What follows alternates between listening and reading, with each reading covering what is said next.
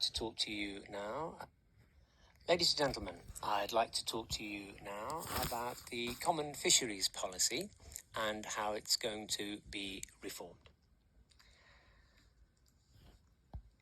Ladies and gentlemen, if our candidate is successful and manages actually to become an interpreter, one of the situations, one of the meetings that they may well have to interpret in is the Fisheries Council that takes place at the end of December.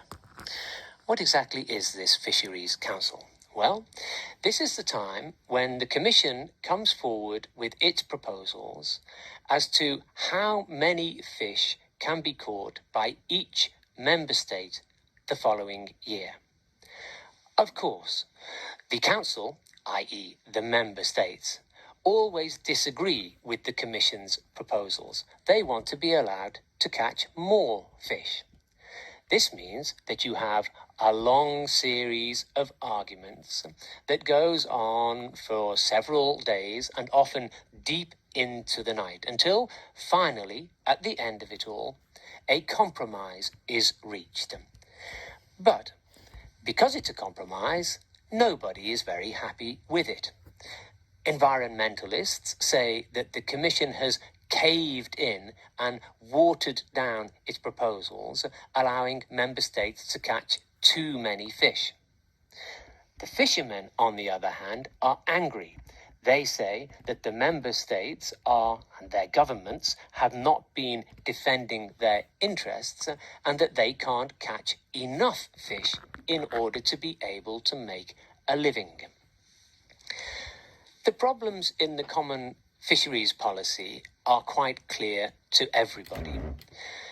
Firstly, the biggest problem is one of overcapacity. Now that sounds like a big word, but basically it simply means that you have too many fishing vessels trying to catch too few fish. Also, these fishing vessels are not the fishing vessels that we used to have in the past. They're modern, they're powerful, they're equipped with radar so that they can easily find out where the fish are. The second problem that we have with the common fisheries problem is one of subsidies. Now, these subsidies can take many different forms. They can be direct, provided by either the European Community itself or by national governments, or they can be indirect in the form, for example, of tax breaks.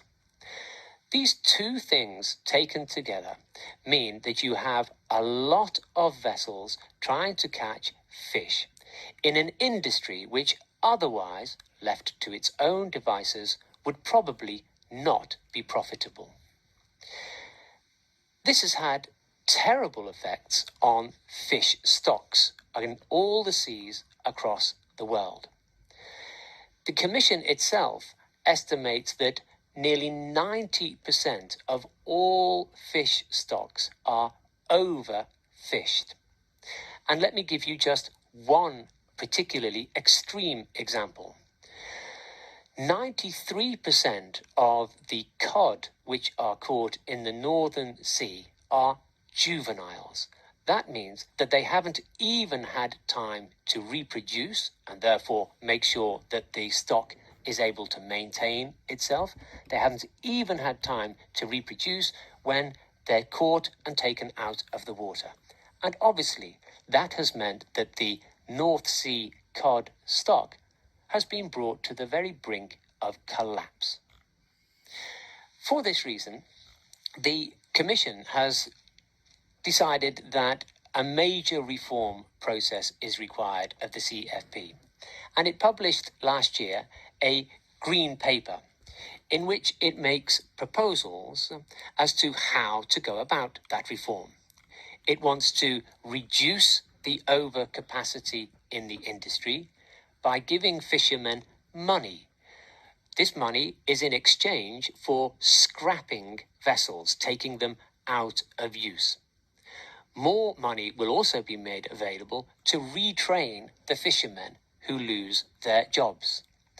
The Commission also wants to remove all those subsidies, be they community, national, direct or indirect, so that only profitable fisheries remain and that none are artificially maintained. The Commission knows it's going to be very difficult.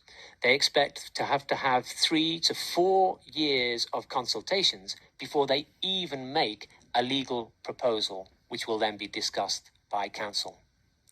Because the main problem is with the Member States themselves. For many Member States, the fisheries industries and the communities are important, even if small, parts of their economy. And they know that if they take measures to reduce the size of the fishing industry, taking away boats, taking away subsidies, they're going to be unpopular with the voters. And no government is very keen on losing votes.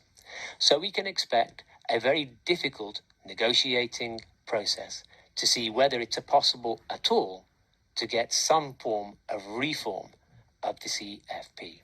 Thank you.